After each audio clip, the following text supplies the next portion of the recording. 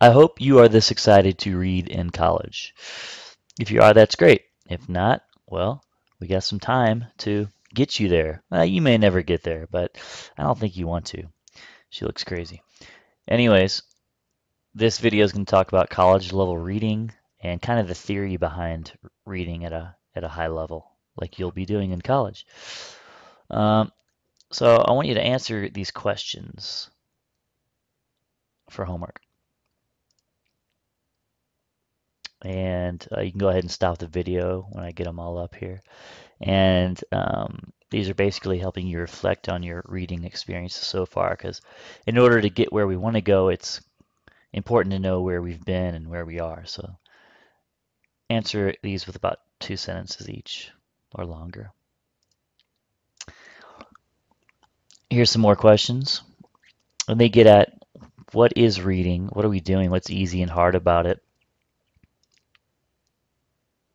Kind of how you would help somebody to learn how to read, what kind of reading you've done in some disciplines, and how you approach textbooks.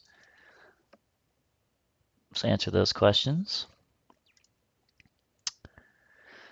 So, yes, we usually think of reading as lifting words off the page, but it's more than that. We're going to talk about what these guys are actually doing as they're sitting here reading. They're not just interpreting words.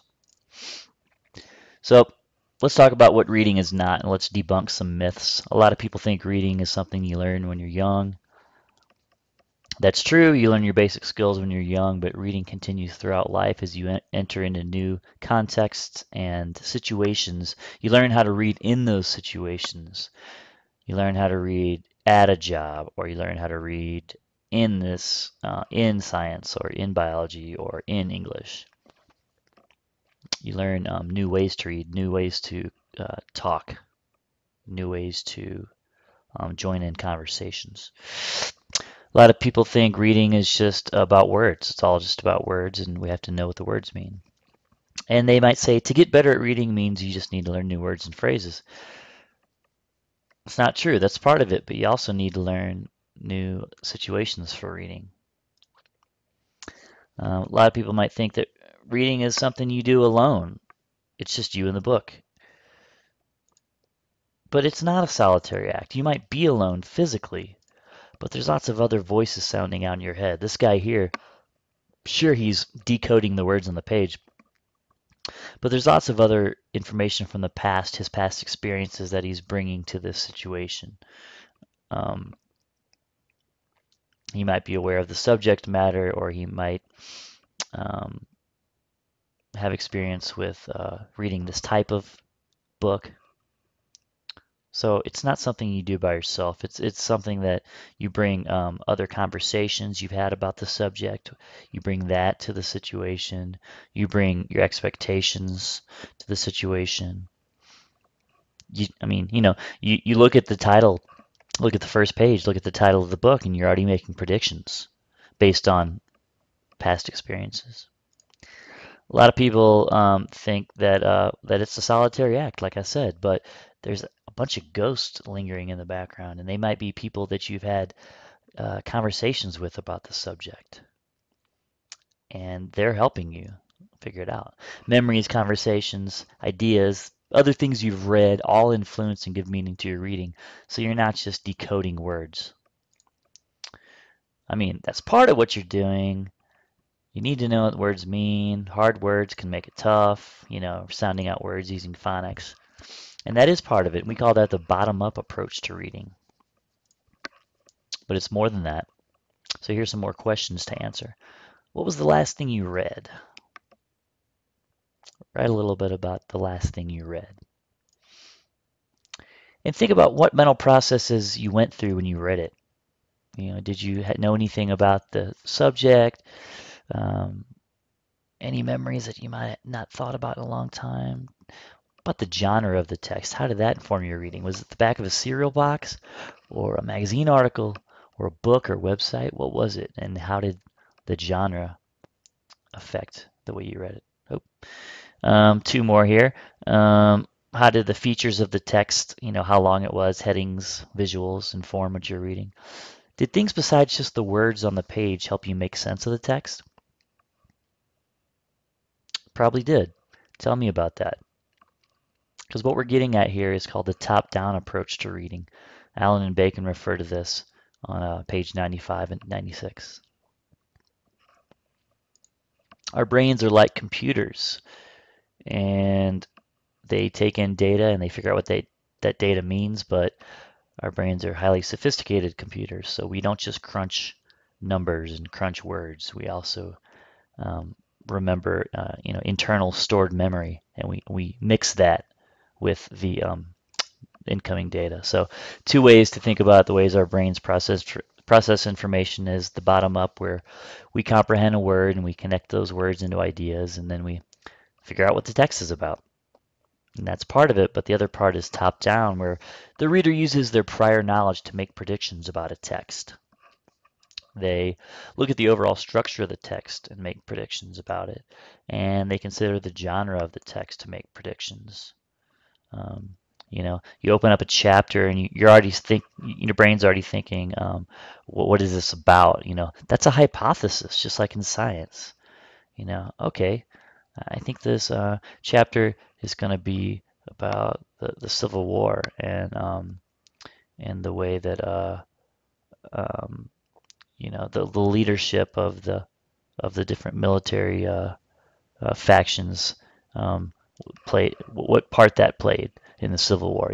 And so you're already making predictions, and then as you go through, you might figure out, oh, it's not about that at all. It's actually about the executive branch of the government and how that affected the Civil War. And you're constantly adjusting and refining that hypothesis.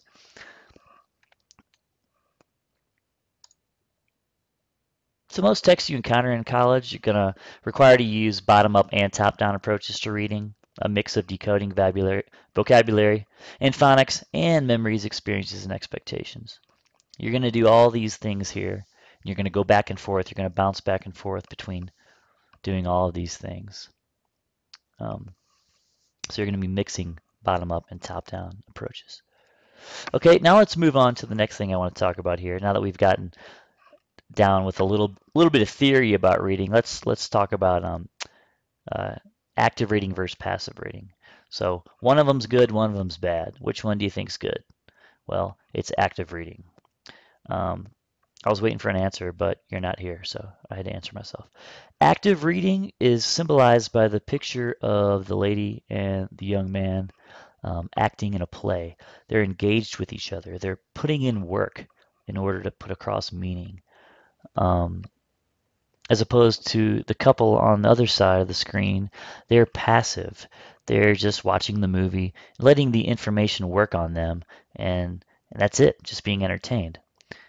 We want to be active readers. We want to work, put in some work, and not just passively read a page and expect it to jump into our brain. It usually doesn't work that way. Usually, when we're passive readers, we wind up glancing over pages and going back over and over, getting bored and going to get something to eat, and we quit reading. When we're active readers, we have a pen in our hands and we're engaging with the text like these two people are engaging with each other. So I'm going to show you some strategies to be an active reader. And you don't have to do all of them, but find the ones that you like.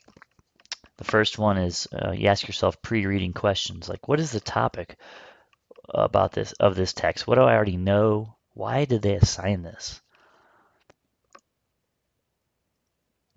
Google some unfamiliar terms. That's always extremely helpful. First word you get to, you don't know what it means, Google it. If you start getting to a lot of words that you don't know what they mean, see if you can, just bounce over them and keep going. If you can't, figure out what they mean. Figure out what the thesis is of the text. Look at the introduction and the opening paragraph. See if you can figure that out. Put down the highlighter. For me, when I highlight, I wind up highlighting the whole chapter because I don't know what to not highlight. It all seems important to me. There's something much better you can do than highlight, and that's make marginal notes. Um, Summarize the text, ask questions, give assent, yell back at the text, write where you disagree. Um, You're entering into a dialogue with the author. That's very important because that's what's actually happening. It's just that you're reading their words. Um, yeah, write questions in the margins or write them on a separate piece of paper. Make outlines, flowcharts, diagrams, help you understand the text visually. Uh, make what it says and what it does statements for each paragraph. So, read a paragraph and then off to the side say, this paragraph is offering a opposing view to the author's argument. That's what it's doing. What is it saying? Well, it's saying that um, the Affordable Care Act is not good for these reasons. So it's offering opposing view. How is it doing that? It's saying that the Affordable Care Act is not good for these reasons. So what it says and what it does. Each paragraph says something and it does something. You can write a summary of an essay or a chapter in your own words. That's a good way to do it. Teach what you've learned about the text to someone else. It's going to really help you understand. Use SQ4R.